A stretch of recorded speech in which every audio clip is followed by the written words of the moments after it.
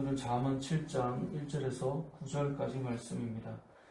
교독하겠습니다. 내 아들아, 내 말을 지키며 내 계명을 간직하라.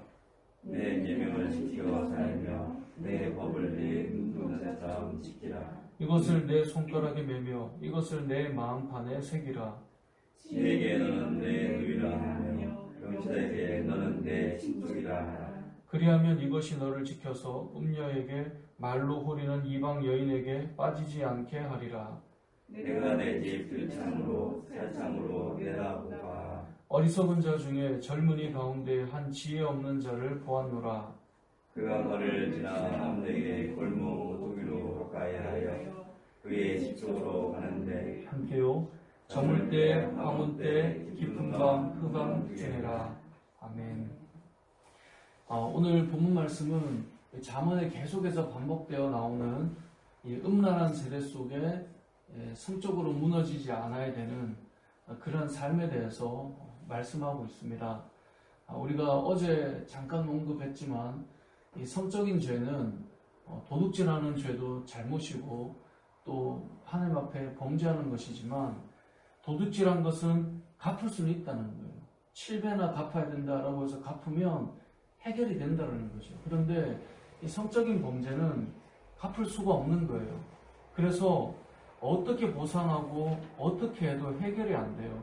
그래서 6장 34절에 보면 남편의 투기로 분노하여 원수 갚는 날에 용서하지 아니하고 어떤 보상도 받지 아니하며 많은 선물을 줄지라도 듣지 않는다라고 되어 있어요. 그러니까 성적인 범죄는 한번 깨지면 그걸 어떻게 갚을 수 있는 어떤 영역이 아니다라고 성경은 말씀하고 있습니다. 그러면서 오늘 이제 7장으로 넘어오면 이렇게 말씀합니다. 내 아들아, 내 말을 지키고 내 계명을 간직하라. 성적으로 무너지고 범죄하지 않기 위해서 하나님 말씀을 지키고 계명을 지키라라고 말씀합니다. 그리고 3절에도 보면 이것을 내 손가락에 메고 내 마음판에 새기라. 우리의 마음속에 말씀을 온전히 새기고 살아가지 않으면 무너질 수 있다는. 4절을 보면 지혜에게 너는 내 누이라 하며 명철에게 너는 내 친족이라 하라. 그러니까 하나님 말씀을 그만큼 가까이 대하고 있어야 된다라고 말씀하고 있습니다. 그래서 5절에 보면 그리하면 그렇게 주의 말씀을 마음판에 새기고 나에게 정말 가까이 둘 때 그리하면 이것이 너를 지킨다라고 되어 있습니다. 이것이 뭐라고요? 하나님의 말씀이잖아요. 그리고 그것이 지혜잖아요. 그러니까 주의 말씀을 가까이 하고 마음판에 새기고 살아갈 때 그리하면 이것이 너를 지켜서 음녀에게서 이방 여인에게서 빠지지 않도록 지켜줄 것이다 라고 말씀하고 있습니다. 이런 말씀을 우리가 성경을 보다 보면 한 번쯤은 보았을 것인데 시편 119편 9절에 보면 이런 말씀이 있습니다. 청년이 무엇으로 그의 행실을 깨끗하게 하리이까? 주의 말씀만 지킬 따름이니이다. 청년이 무엇으로 그의 행실을 깨끗하게 하리이까? 주의 말씀만 지킬 따름이니이다. 우리가 이 땅을 살아갈 때 범죄하지 않고 온전히 살아가기 위해서 우리가 애쓰고 수고하는 어떤 나의 결단과 도덕적인 의지와 이런 것들이 아니라 물론 이게 필요하겠지만 더 중요한 것은 주의 말씀을 따라가는 상태가 되면 그것이 우리를 지켜준다라고 성경은 말씀하고 있는 겁니다. 그래서 말씀을 지키고 살아가는 것 자체가 우리의 인생을 지키고 보호해 주는 거예요. 그래서 예전에도 그런 말씀 드렸지만 문제가 일어나고 해결하는 사람이 있고요. 늘 예방하면서 문제가 일어나지 않도록 하는 삶이 있어요.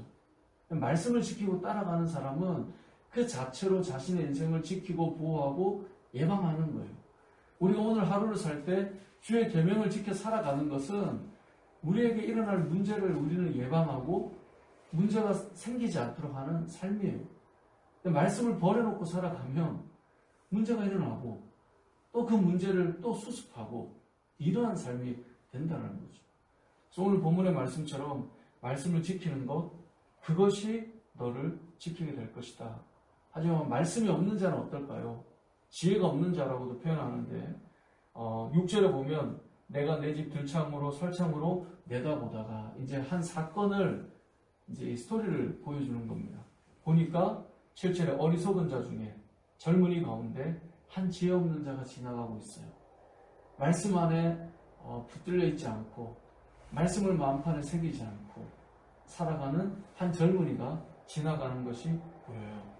근데 8절에 보니까 그가 거리를 지나 음녀의 골목 모퉁이로 가까이 하여 그의 집 쪽으로 가는데 이제 보기만 해도 위험해 보이는 거예요.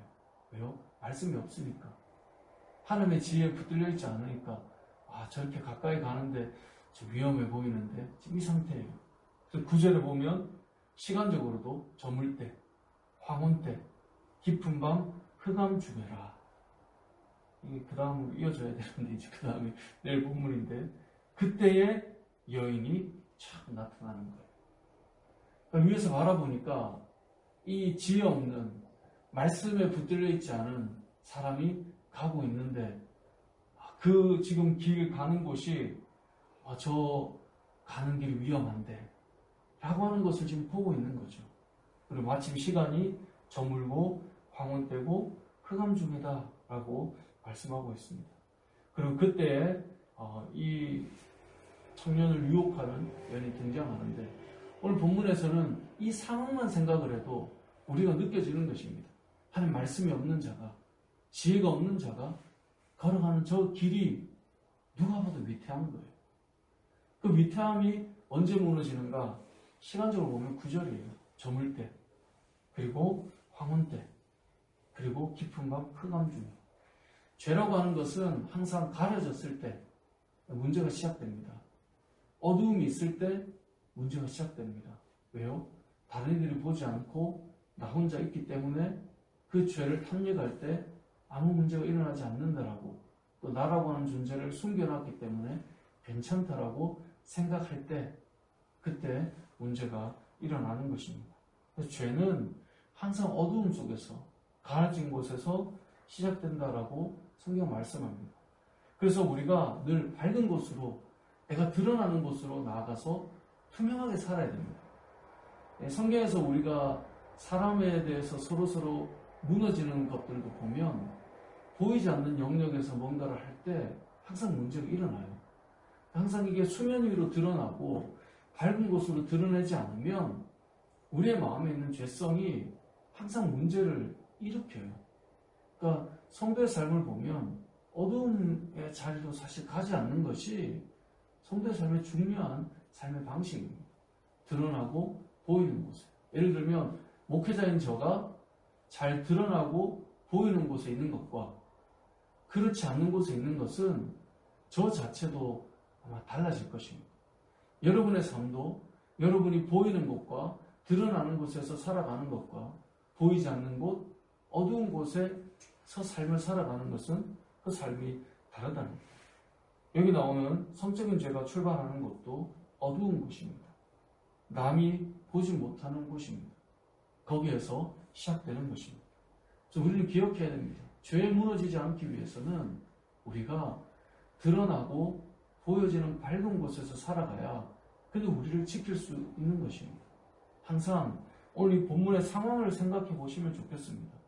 위에서 내려다보니 지혜가 없어요. 말씀이 없어요. 그런데 지금 가는 방향이 저거 위험한데, 큰일 날 것 같은데 라고 하는 그 길을 가고 있어요. 그가 거리를 지나 음녀의 골목 모퉁이로 가까이 하여 그의 집 쪽으로 가는데, 모퉁이를 도는 순간 이 문제가 시작되는 거죠. 그 어둠 속에서 무너지게 된다는 것입니다.